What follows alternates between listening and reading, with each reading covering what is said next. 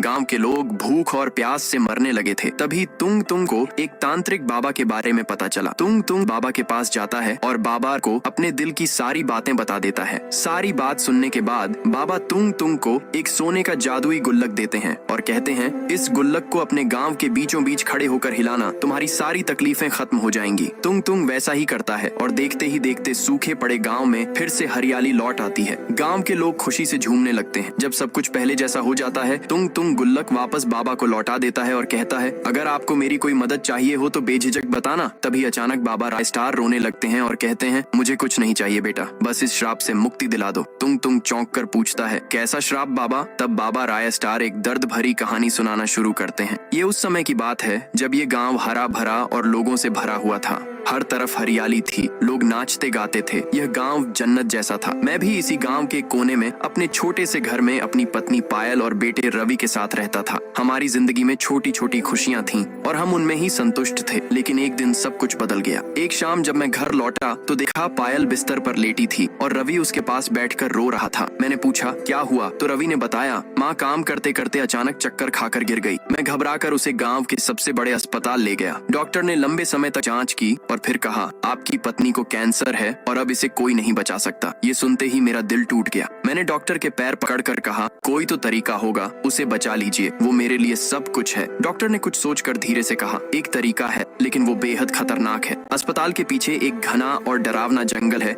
जहाँ एक लाल रंग की जादुई जड़ी बूटी मिलती है। उससे कोई भी बीमारी ठीक हो सकती है, लेकिन लोग कहते हैं कि वो जंगल श्रापित है। जो भी वहाँ गया वो वापस नहीं लौटा। मैंने बिना कुछ सोचे अपनी बाइक उठाई और जंगल की तरफ निकल पड़ा। घंटों तलाश करने के बाद मुझे वो जड़ी बूटी मिल गई। मैं जल्दी जल्दी उसे अपने बैग में भरने लगा। तभी अचानक आसमान से एक सफेद पेड़ मेरे सामने गिर पड़ा। मैं हैरान रह गया। तभी उस पेड़ ने अपना रूप बदला और वो एक बूढ़े इंसान में बदल गया। मैंने पूछा, तुम कौन हो? उसने कहा, मैं इस जंगल का रक्षक हूँ, मेरा नाम पुष्पा है। जो भी इंसान यहाँ चोरी करने आता है मैं उसे वापस जाने नहीं देता। मैंने बहुत माफी मांगी, लेकिन उसने एक न सुनी और मुझे श्राप दे दिया। अब तुम एक सफेद पेड़ बनोगे और हमेशा के लिए इसी जंगल में फंसे रहोगे। मेरी पत्नी अस्पताल में इंतजार करते करते मर गई और मैं कुछ नहीं कर सका। अब सिर्फ पुष्पा ही मुझे आजाद कर सकता है। कहानी सुनकर तुंग तुंग ने कहा, मुझे बताओ वो बाबा कहाँ मिलेगा? रायस्टार ने उसका पता दिया और तुंग तुंग रात के अंधेरे में उसके घर पहुंच गए। बाबा पुष्पा गहरी नींद में सो रहे थे। तुंग तुंग ने अपना डंडा उठाया और जोर से उनके सिर पर मारा। बाबा बेहोश हो गए। तुंग तुंग उन्हें उठाकर रायस्टार के पास ले आया। जैसे ही बाबा की आंख खुली, उन्होंने देखा कि तुंग तुंग और रायस्टार बंदूक ताने खड़े हैं। जल्दी मेरे दोस्त को इस श्राप से मुक्त कर, वरना यहीं तेरा काम तमाम कर दूंगा। बूढ़े इंसान ने रायस्टार को श्राप से मुक्ति दे दी। फिर दोनों ने मिलकर उस बाबा को गोली से उड़ा दिया।